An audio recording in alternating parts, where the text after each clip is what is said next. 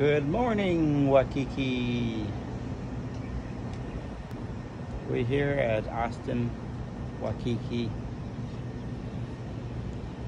hotel, not hotel, condo. Beautiful morning. Beautiful Sunday.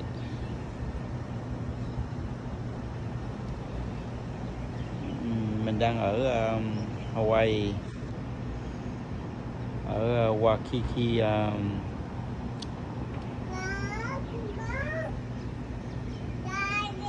Yeah. Yes, Daddy here. Say hello, everyone. Say hello. No, just stand there. Đứng ra đi. Đứng ra đây, Daddy quay. Daddy muốn quay con mà. Đứng đi. Đi đứng chơi đi. Đứng chơi đi. No.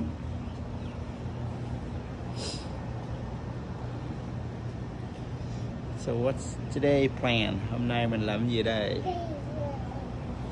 Hôm nay mình sẽ ra biển and đi thăm chùa gần đây. Chùa Chân Không.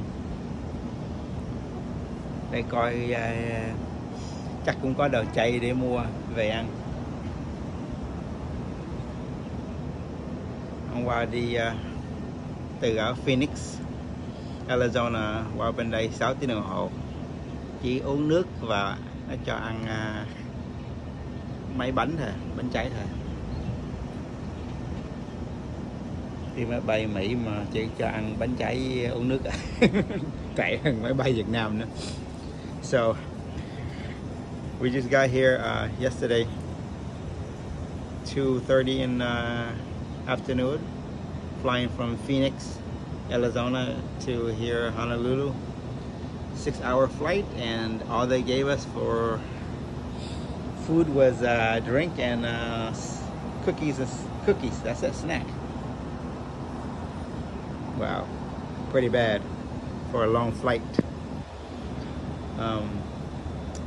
If you go anywhere in Asia, especially in Vietnam, any duration flight from Da Nang to Saigon, you still get something to eat. Even 1-hour flight, you got something to eat. Here, food service is not available. Crazy. How crazy is that?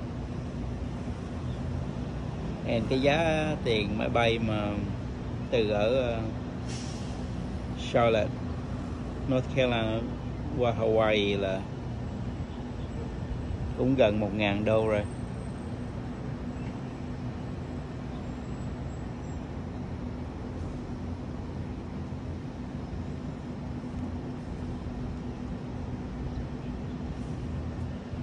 Well, everyone, I hope you have a beautiful Sunday, and please come back and see more of my videos in Waikiki, Hawaii district. Thank you for watching. Bye.